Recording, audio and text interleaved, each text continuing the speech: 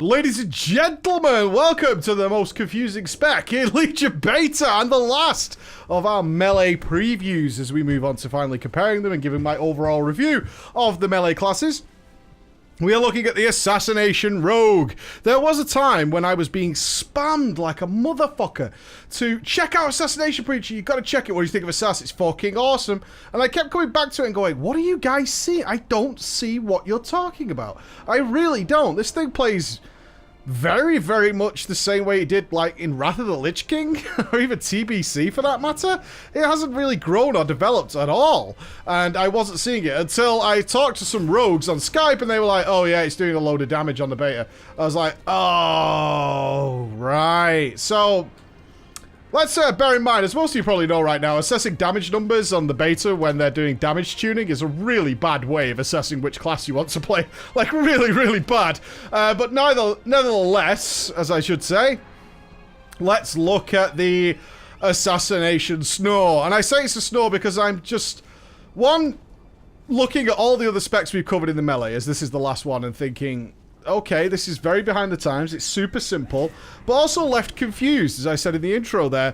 Why are there so many bleeds? I've left asking all these questions, which I don't want to be asking for a rogue called, a spec called Assassination. I would never hire me as the assassin, because how can I possibly do the things the Assassination Rogue does without leaving a horrendous amount of mess, like some sort of Splatterhouse movie? It's certainly not the image or class fantasy I picture when I play Assassination. So let me switch over. I just done some dungeons just to do some final checks on my roguey. Go there, and we'll talk. Let's talk about it then, and I can explain some things. There are some good sides to it, but overall, I was hugely unimpressed by this. And very sadly, this is the third and final rogue spec we're covering. Disappointed in the rogue overall in Legion, especially, and that means something because this was my main throughout most of Wilds of Draenor, and I absolutely will not be picking it this time round. It's very, very disappointing. So let's talk about it.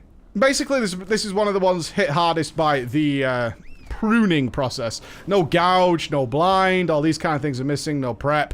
All these kind of cool things that made rogues very, very interesting are now gone. And what we're left with is the ultra basics of playing a rogue. You're going to be doing the same kind of stuff that you've been doing for nearly a decade now, which is keeping Rupture up. We now have Hemorrhage for some fucking reason. And Garrote has now been skillfully, shall we be sarcastic there, added so you can do it while you're out of stealth, so you have another bleed. That's 3 bleeds already, by the way. Why? Is this the master of poisons? Is this the only spec that has access to poisons? Can't we make poisons interesting? But we still do have poisons. We have deadly poison, leeching poison, crippling poison, wound poison. The classics are all still there. There's nothing much in terms of development here at all. So I'm not going to waste your time too much with it. So the basic stuff is there. You'll be keeping Garrote up. You'll be getting your combo points up. You'll be putting Rupture up.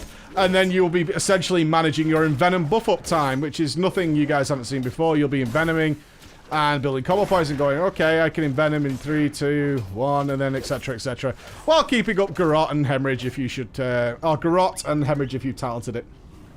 AoEing comes down to Fan of Knivesing. Okay, Fan of Knivesing, I'm putting Ruptures up on all the targets. That's how it's going to be. There's no Crimson Tempest. There's no new interesting way of utilizing poisons for AoE or anything like that. There's some passives that you'll get from the artifacts, but that's about it. I got to be honest with you guys. I've played this for one of the least amount of times, and the 110 I was playing today, I played for a maximum of 4 hours. I'm not going to bullshit you guys. That's about as long as I could tolerate it, if I'm being honest, even with all the artifact stuff. On the good side, though, the spec is very quick. Even in low gear levels. Classically, Assassination has been very slow in early gear levels and was not really into managing its Envenom up time because you simply couldn't generate the combo points quick enough, especially if you had to refresh Rupture. But what I did find is once you unlock the artifact abilities, particularly Urge to Kill, is it called? Yeah, Urge to Kill. Activating Vendetta refills all your energy. I was lucky enough to play a rogue that had the boots, I think it was, which made Vendetta reset much quicker. And it's already a 2-minute cooldown, which means you're Vendettering a hell of a lot. It also means that you're kind of probably going to see Assassination rogues at a certain point. I believe there's also a trinket, I was told, that resets the Vendetta even quicker. That you'll probably have an infinite uptime of Vendetta That's not exciting either, in my opinion. A permanent uptime just means it's a passive at that point, and you'll be using Vendetta just to refill energy. But that refilling of energy does mean that your energy doesn't sit low and you're just kind of waiting to mutilate or garrot or whatever. Okay, so that aspect of it is actually quite nice, that it's got a good pace to it. I would give it a definite thumbs up for that. So let's get into it then. Artifact ability is the Kingsbane, 35 energy. Poisons the target, yeah, an extra dot, the poison dot. Each time you apply a lethal poison, so your deadly poison, for example, to a target affected by the Kingsbane debuff, the Kingsbane's damage is increased by 15%. So a little bit of planning there, but not a great deal. You'll just want to be applying poison, getting a good envenom uptime, etc., etc., in order to make sure that you get good Kingsbanes. That's about it. Some passives you should be aware of that have changed. So Venomous Wounds, you regain 10 energy every time your abilities deal bleed damage. Again, this heavy focus on bleed for something called Venomous Wounds. It says to a poisoned target, but that's a stretch, Blizz, a real stretch. A real annoying one I found is Seal Fate. I started leveling this one at about 102 when you could get the extra artifact abilities. And what I found is that I could stack a lot of crit while I was low level. I picked all the crit gear because of Seal Fate and was having a fun old time. So what does it do? When you critically strike with a melee attack that generates a combo point, you gain an additional combo point per critical strike. Okay, so when you're doing something like Fan of Knives with a really high crit chance, you're doing like what sub-rogues do, which is like Fan of Knives to 5 combo points, etc., if you're lucky enough, and throwing out tons of ruptures and then tons of envenoms. And all that all them bleeds mixed with Venomous Wounds means your energy bar is just so fast, which is something Assassination rogues aren't exactly, you know, aren't exactly not used to already. They're very familiar with that aspect of, you know, having multiple poison targets and multiple bleed targets causing obscene amounts of energy. That's something they've had for a little while. Not many passives here, though, unfortunately. Fleet-footed, which you guys are all aware of, and Master Poisoner, which increases damage done by your poisons, which don't feel anywhere near as cool as they should do, if I'm being totally honest, in comparison to the sheer amount of bleeds and buffs you can put to the, especially to Rupture, making it a really substantial kick in the ass. I mean, I just don't feel like poisons are a thing here. Anyway, I've dwelled on that point long enough. Let's have a quick look at the talents then. So Master Poisoner, increases damage done by a poison by 30%. Okay. I mean, it's hard to be excited by that. Elaborate Planning, your finishing moves grant 12% increased damage done for 5 seconds. It's such a short duration that it's just not that interesting, really. Your finishing moves do that. You can kind of line it up sometimes, but ultimately, Hemorrhage, it rips a gushing wound in the target, dealing physical damage, increases the bleed damage from your abilities on the target. So you're buffing all these bleeds, your Garrot and your Rupture and your Hemorrhage as well. You're making all good use of them, so Hemorrhage is kind of worth. Does it fit into the Assassination Rogue? Not really. What you will notice is the Rogue talent trees are some of the least developed I've seen in Legion so far. They're Rogue-centric and not theme-centric for the most part, so they're very much duplicated across all 3 specs for the most part. Instead of doing something really interesting with poisons and all that stuff down here, they're very much copycats, almost exactly for the most part, of all the other rogue specs. So Night Stalker, Subterfuge, and Shadow Focus, the same stuff we've been used to for years. Deeper Stratagem is kind of much better for Assassination because you can manage your combo points very effectively until you get really high crit chance. You have the choice of Mutilate, which is either going to give you 2 or 3, and then you have Garrot, which is going to give you 1 or 2, depending on your crit, and you could kind of mix and match to get up to 6 quite easily. Anticipation makes no sense to me whatsoever with Assassination. I've tried it, and maybe I'm just not high enough gear level to see it, but needing to have this overfill of combo points just does not seem worth unless you're like banking a Rupture, I suppose, or something like that. But it hardly seems necessary in any means. I took Vigor for this low-level one just for the extra energy, but found I didn't really need it whatsoever. Again, energy management and stuff just isn't a big deal for Assassination, but it will be in the very early days, but only in the very early days. So Leechy Poison, Elusiveness, and Cheat Death, all stuff we're familiar with. Thuggy, resets the remaining cooldown of Garrot when a target dies with your Garrot active. Not bad for leveling, but Garrot only has a 15-second cooldown anyway. Not that impressive when you think about it. 15 seconds is not a long time.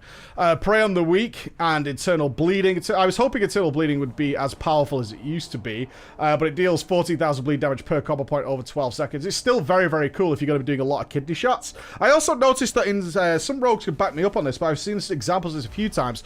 When I'm kidney shotting some mobs, not all of them, I have seen this not work, but some mobs, they automatically turn around so you're facing their back. Anyone else notice that? kind of interesting when it happens. I might have a clip of it. If I have, I'll show it in the background, but it would take me so long to find it. But I have seen that if I kidney shot something, it turns around automatically too. I imagine that's something they've tried to put into counter people who don't know about parry mechanics, but that'd be interesting nonetheless. Agonizing poison then. So you get another deadly poison, which coats your weapons in lethal poison. Each strike has a 20% chance to poison the enemy, increasing all damage taken from your abilities by 5-6%, stacking up to 5 times. Damage is increased by your mastery. It's just flat damage buff. Alright, I guess.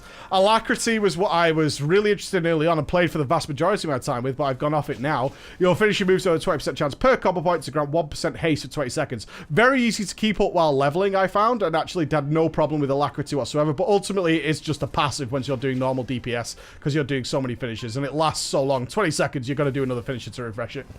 But Exsanguinate is a lot of fun.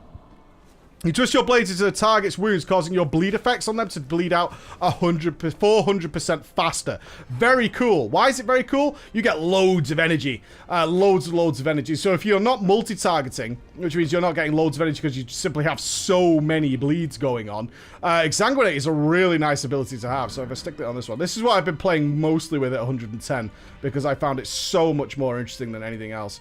So we'll stick it on. I did have it on 4. No, we'll put it on Alt 1. So if I show you here, if we just pull up some basics. Get in here, get a Rupture on. Get a Hemorrhage on. And then you drop an Alt 1. And you see how quickly they start bleeding down. And look at your energy refill. Look at it, isn't that cool? Very, very cool. Now, you notice your bleeds disappear real Ricky Tick. Real fucking Ricky Tick. But it's a very cool ability because you get this nice, like, constant flow of energy. Again, I was talking about that speed. The speed is definitely there, and it's such a cool little ability. Level 100 Venom Rush. Obviously, I've been doing some dungeons and stuff for some footage for you guys, so Venom Rush kind of makes sense for that. Although Mark for Death and Death from Above, again, don't feel Assassination-centric. They're just rogue-centric abilities. But Mark for Death would be obviously the go-to for nearly all occasions, I'd imagine. Unless you're doing a lot of AoE or something like that. Mark for Death is a great, great ability. I've said that every video. I got great use out of it in Warlords of Draenor, particularly on fights like Blast Furnace and stuff. And you just get so many extra Envenoms and stuff like that. Again, but the idea really is not to spam Envenom, or classically it's not, and maybe that's just me being old school, and it's better to just be zerging the Envenoms in, even at early gear levels. Death from Above is still Death from Above. Very expensive. Very expensive to keep on cooldown, especially when you're doing so many other things, but either way, it's there. Death from Above was a very cool ability when it came into the game, but I've so lost love of it right now.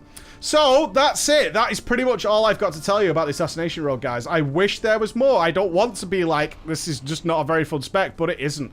It's really not. I get that people really enjoy specs that do a lot of damage, but that is really nothing to bank on in these uncertain times, as betas really are. But if you want a really simple spec that seems to be performing pretty well, then Assassination is probably for you, because it's very hard to fuck this up, honestly. It's really, really hard to fuck this up. Let's take a quick look at the artifact weapons. Again, passives, as we've come to expect.